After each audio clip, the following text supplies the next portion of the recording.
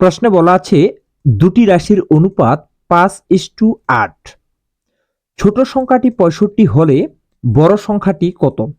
তো এখানে যে দুটো অনুপাত রয়েছে অর্থাৎ 5 এবং 8 রয়েছে, এর মধ্যে ছোট হচ্ছে 5, বড় হচ্ছে 8। তো 5 এককের মান এখানে 65 দেওয়া আছে। এক এককের মান প্রথমে বের করব, এই জন্য আমরা হচ্ছে 5 দ্বারা 65কে ভাগ করব। তাহলে পাবো হচ্ছে আমরা 13। এই এক একক ইকুয়াল টু 13 পাইলে এই যে 13 সংখ্যাটি পাইলাম, এটাকে আমরা 8 অর্থাৎ অনুপাতের যে বড় 8 এ দ্বারা গুণ করব। তাহলে 8 13 হচ্ছে 104। সঠিক অ্যান্সার হচ্ছে খ নম্বরটি 104, অর্থাৎ বড় সংখ্যাটি হবে 104।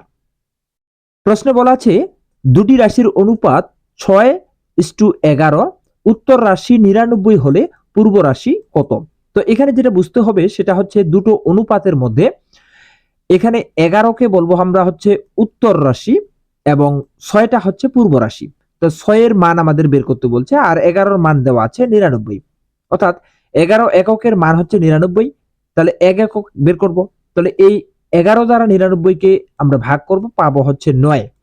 এই 9 এর সাথে মূলত আমরা 6 এর অর্থাৎ এই যে পূর্ব রাশি আছে 6, এটার গুণ করব। তাহলে 6 নং 54, এটার সঠিক অ্যান্সার হচ্ছে ক নম্বর 54 এবং এটি হচ্ছে পূর্ব রাশি।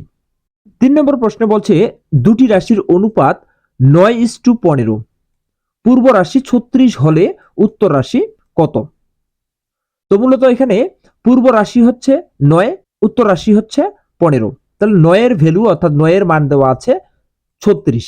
তাহলে 1 এর মান অর্থাৎ 1 এর ভ্যালু বের করতে গেলে আমরা এই 9 দ্বারা 36কে ভাগ করব। তাহলে আমরা পাবো হচ্ছে 4। ঠিক আছে, তাহলে 4 পাবো। এই 4 যে পাইলাম এই 4 এর সাথে 15 আমরা গুণ করব। 4 15 60, অর্থাৎ 60 হচ্ছে মূলত উত্তর রাশি, অর্থাৎ এই যে 15 উত্তর রাশি, এই উত্তর রাশির ভ্যালু হচ্ছে 60। গ নম্বরটি হচ্ছে রাইট অ্যান্সার।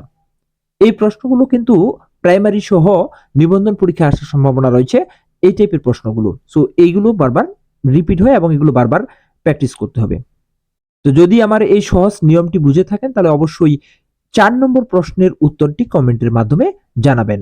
প্রশ্নে বলা আছে দুটি রাশির অনুপাত 8:15, পূর্ব রাশি 40 হলে উত্তর রাশি কত? এটি মূলত প্রাথমিক বিদ্যালয়ে সহকারী শিক্ষক মুক্তিযোদ্ধা 2010 সালে আসছে এবং বারবার বলতেছি এই টাইপের প্রশ্নগুলো প্রাইমারি সহ নিবন্ধন পরীক্ষা আসার সম্ভাবনা রয়েছে। তো 4 নম্বর প্রশ্নের সঠিক অ্যান্সারটি কমেন্টের মাধ্যমে জানাবেন।